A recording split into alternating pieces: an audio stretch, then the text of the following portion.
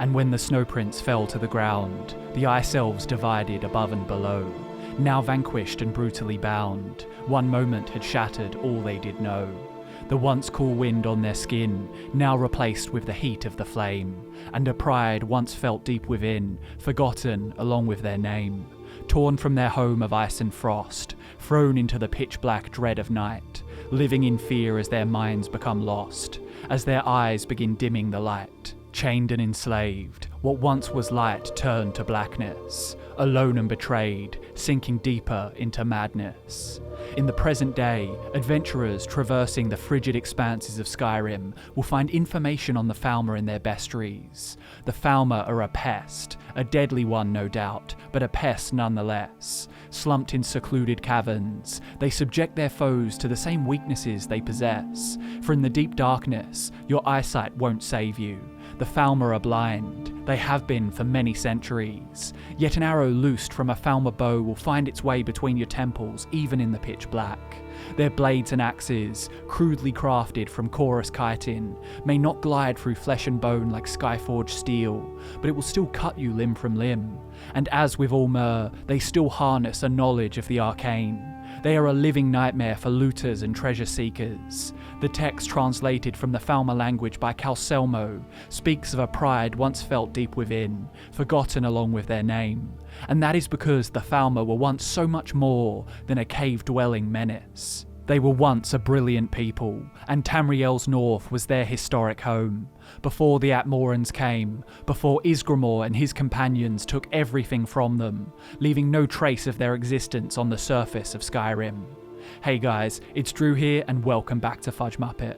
The race we're discussing today was once prosperous, and compared to many of their neighbours, rather peaceful. Had history panned out differently, they would be just as well known as the main races of Tamriel, the ones you'll find wandering the continent in the 3rd and 4th eras.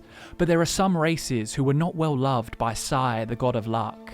The Dwemer are one such race, though their failures as a race can be chalked up to their own profane endeavours.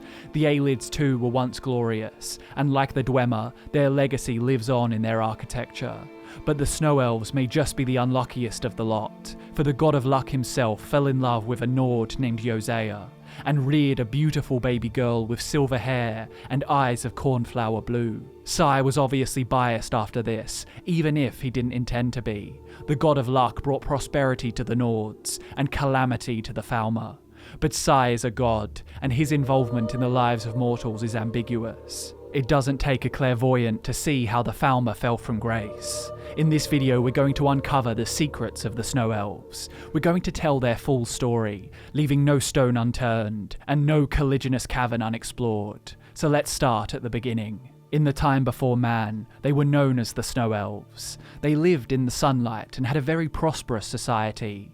When the Elnafey turned Tamriel into a battleground, a great deal was destroyed, and grudges were made which would linger for 1,000 lifetimes.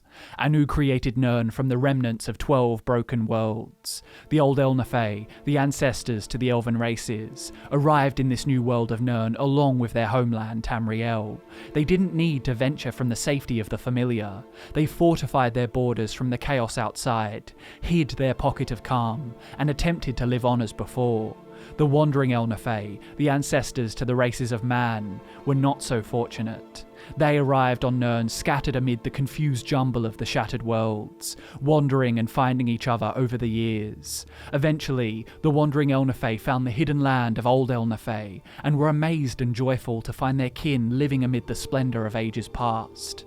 The wandering Elnafey expected to be welcomed into the peaceful realm, but the old Elnafey looked on them as degenerates, fallen from their former glory. War broke out, and Nirn was reshaped in the chaos. Much of the land sank beneath new oceans, leaving 4 new continents where there was initially only one. The old Elnafey, despite all the devastation, retained their homeland of Tamriel, while the Wanderers were separated once again, between the lands of Yakuda, Akavir and Atmora. These were the times before man, when Tamriel was a place for elves. The various elven races claimed their own portions of the new landmass, and the pale-skinned Falmer liked it in the north, where the sun shone brightly without burning, and the biting winds brought fresh mountain air down from the throat of the world. This was their kingdom, and it was beautiful. The Dwemer seemed to have occupied some of Skyrim, but almost all of their civilization was underground, and this subterranean territory was not contested by the surface-dwelling Snow Elves. Eventually, though, the descendants of the wandering Elnafey, the races of men, would inevitably return as they had before. The Snow Elves were the first to encounter these migrations. The Nedic settlers came from the distant north, from Atmora. How exactly the two distinct cultures interacted is of course obscured by the passage of time, but it seems as though the Snow Elves were not interested in a repeat of the Elnafey War. They lived relatively amicably alongside the new settlers at first. So long as the Needs did not bring trouble to Snow Elf territory, they could expect to live freely. Many of these Needs dispersed to other southern and western lands, but tensions arose amid rumours that a new wave of settlers, Ysgramor and his Atmorans, began claiming that this land was their ancestral home. It seems these Proto-Nords were emboldened by their proximity to Atmora, meaning that if they refused to submit to Elven dominance, they could call upon human reinforcements who were ready to sail south across the Sea of Ghosts. Still, there was no catalyst for all-out war, at least until the Night of Tears. One of the first major Nordic settlements in Skyrim was a city named Sarfall, and Sarfall was where this Night of Tears took place. But to this day, the reason for the sudden Falmer hostility is debated. The Pocket Guide to the Empire suggests that the Snow Elves were intimidated by Sarfall's growth. It claims the elves saw that the vital young race would soon surpass their stagnant culture. However, the book titled Night of Tears asserts that the elves of the Malefic era, along with their counterparts the early Dwemer, possessed a degree of sophistication unparalleled in Tamriel. They displayed power beyond what could be expected of the time. In my opinion, this claim is more plausible, as it's actually substantiated by physical evidence. We have no proof of envious Snow Elves, but we do have omnipresent proof of elven sophistication. Technology found in eras-old Dwemer ruins is still unrivaled to the modern day. Dwemeri, Aelid and Falmer architecture inspires awe thousands of years after construction, and the Falmer statue hidden deep underground gives us a small insight into the ingenuity of the Snow Elves. Had Sarfall been built in a different location, the Night of Tears may never have happened, and the Snow Elves may have coexisted with the Nords. But Sarfall stands where it does, and deep underground, the Atmoran settlers excavated an artifact of immense power, the Eye of Magnus. The Falmer learned what the Nords had discovered, and couldn't let such a powerful relic fall into the hands of men. Some say the Snow Elves coveted the eye for themselves, and this was the catalyst for the brutal assault. But whatever the case, the Snow Elves came in the dead of night, and massacred every soul in Sarfall. The only human survivors were Ysgramor and his sons. When the Nords returned from Atmora, they kept the eye buried deep below the earth and sealed away, suggesting that the Snow Elves were the ones who wished to utilize the artifact's power, not the Atmorans who found it. Either way, the Night of Tears set in motion the fate of the Falmer race. Ysgramor returned to Atmora with his sons, and they scoured the frozen north for the greatest warriors mankind had to offer. They were the 500 companions, and they were galvanized by the desire to avenge the Night of Tears. The companions would go on to achieve a great deal, paving the way for a prosperous empire of Nords. But this isn't their story. As they tore across Skyrim, Ysgramor's warriors wiped out every elf they encountered. It was systematic and unstoppable, and eventually the Snow Elves were forced to retreat to Solstheim, where they gathered for one final stand against the overwhelming onslaught of Atmorans. The war culminated with the Battle of the Moesring on the slopes of Solstheim's Moesring mountain range, and here is where we learn about the leader of the Snow Elves, the fabled Snow Prince, who rode into battle on a brilliant steed of pallid white. Lochheim, the scribe to a Nordic chieftain named Ingjaldr White-Eye, documented the events of the battle, and by his description, the Snow Prince was such an imposing presence that it sparked doubt in the confident Nords. The Nords knew this battle would be bloody, but they also knew their foes were doomed to extinction.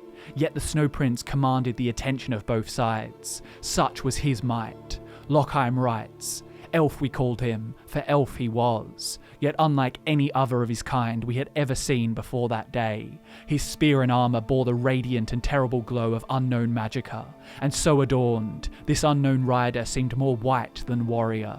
What troubled, nay, frightened us at that moment was the call that rose from the elven ranks. It was not fear, not wonder, but an unabashed and unbridled joy. the kind of felicity felt by a damned man who has been granted a second chance at life. For at that time the elves were as damned and near death as ever they had been during the great skirmishes of Solstheim. The Battle of the Moesring was to be the final stand between Nord and Elf on our fair island. Led by Isgramor, we had driven the Elven Scourge from Skyrim, and were intent on cleansing Solstheim of their kind as well. Our warriors, armed with the finest axes and swords Nord craftsmen could forge, cut great swaths through the enemy ranks. The slopes of the Moesring ran red with elf blood.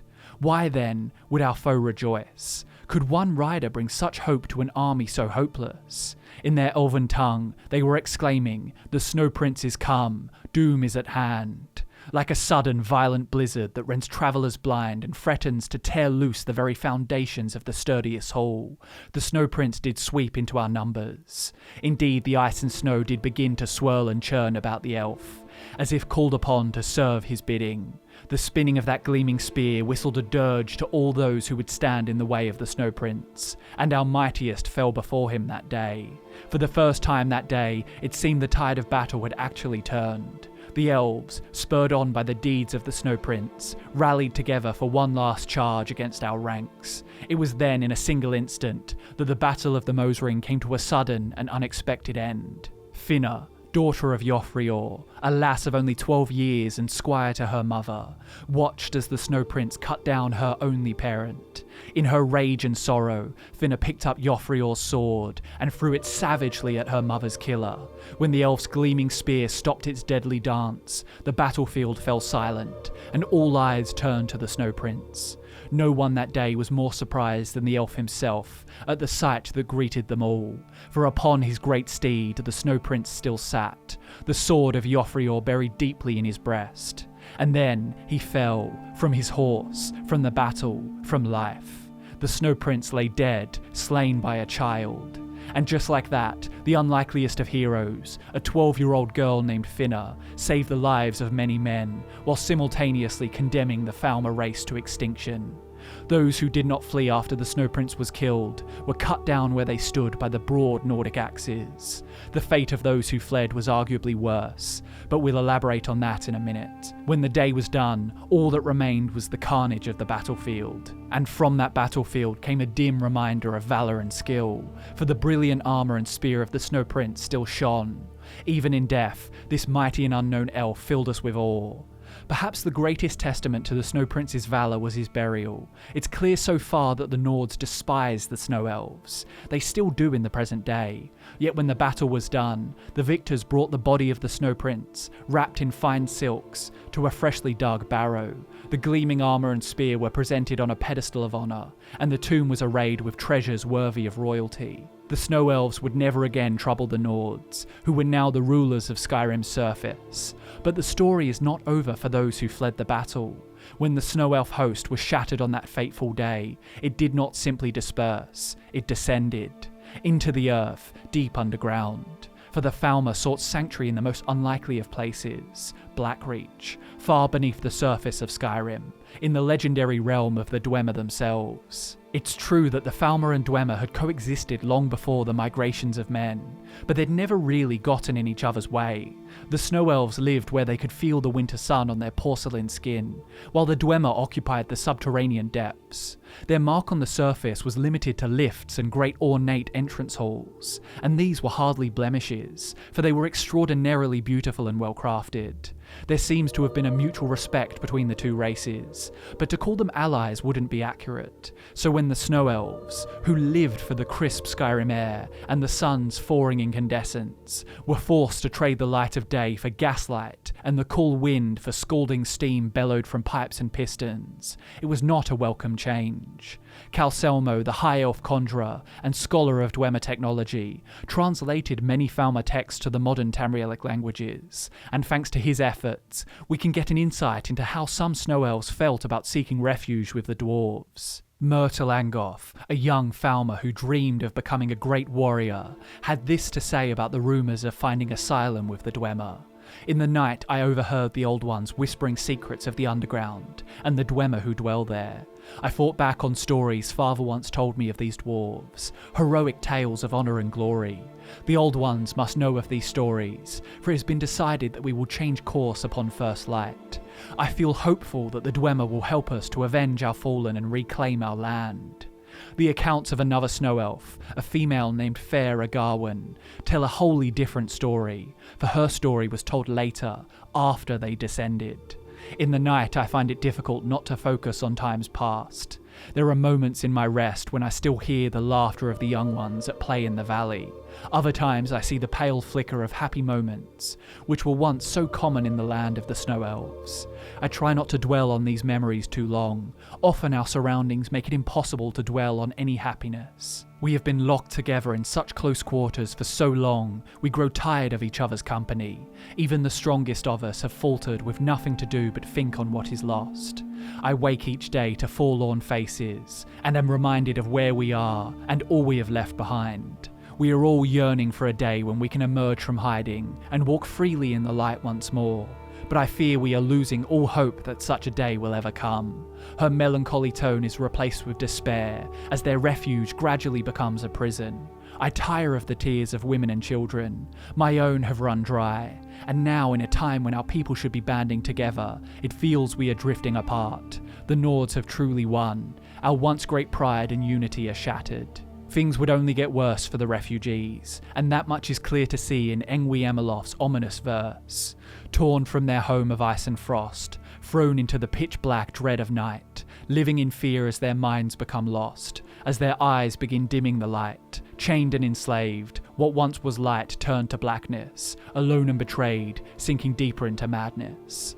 The Snow Elves degenerated in captivity. It isn't unreasonable to come to the conclusion that a lack of sunlight and fresh air caused the once great Snow Elves to slowly transform into the blind, hunched half-wit Falmer. But such extreme deformations raise suspicions.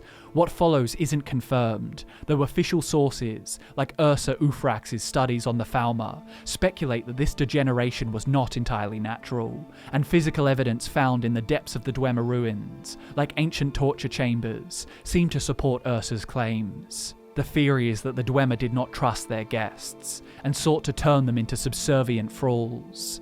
The Snow Elves had hoped the brilliant dwarves would help them retake their land, but instead, the Dwemer dealt the killing blow to the enemies of the Nords.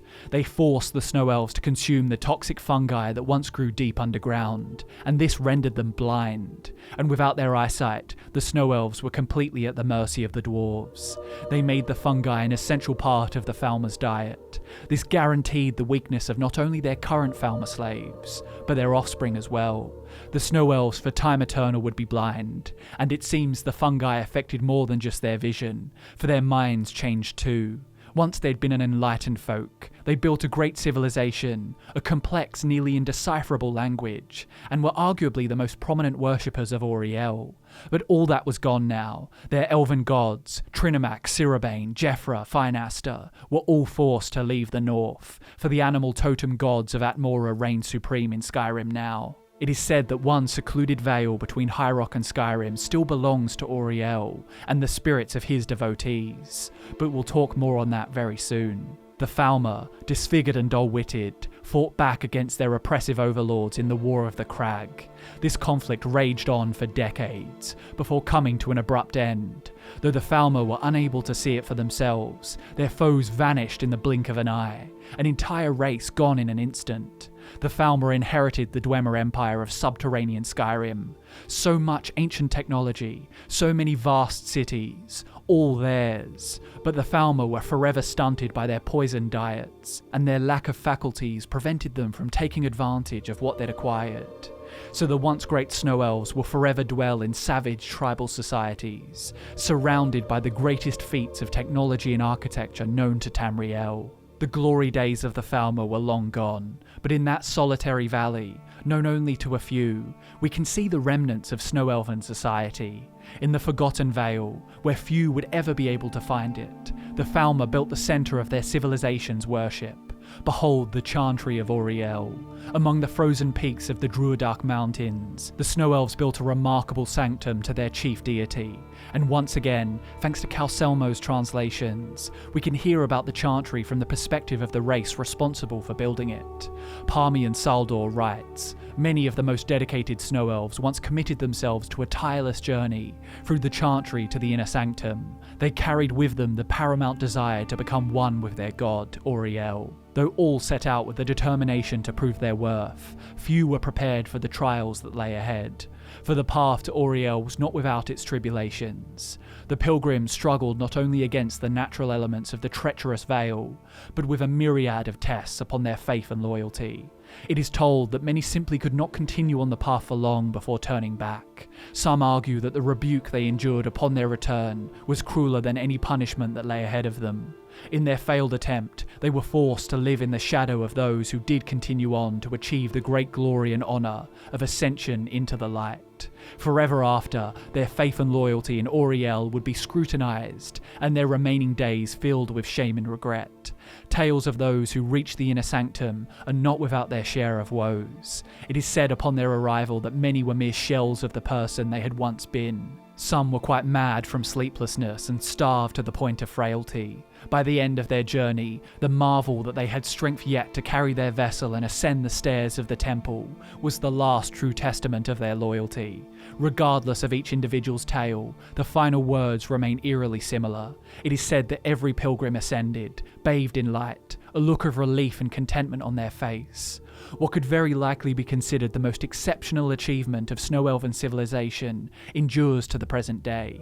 Of course, it's in a state of disrepair, and the halls of the sanctum are bizarrely quiet, serving as an eternal reminder of the race's fall from grace. But the Chantry still stands, and remarkably, it is said that 2 Snow Elves, untainted by the Dwemer treachery, live on in this remote valley. Vierfer is the arch-curate of Auri-El at the Chantry, whose worship turned into resentment when he became infected with vampirism.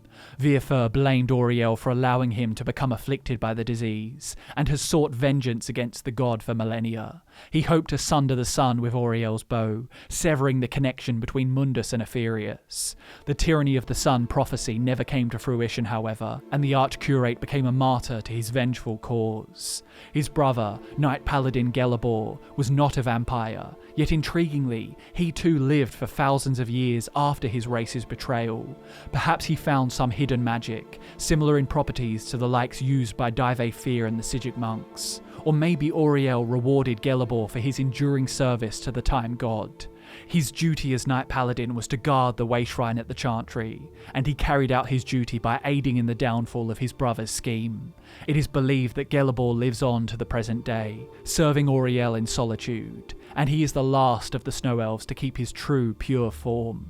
The story of the Snow Elves is a tragic one. Their secrets bring only sorrow. The Falmer now may be little more than a pest, but Gelabor and the Chantry of Auri-El remain as a monument to the prosperity of their once great civilization. So long as the Nords don't discover its existence and vow to desecrate it, there will forever be a pocket of Tamriel dedicated to one of the realm's most fascinating races.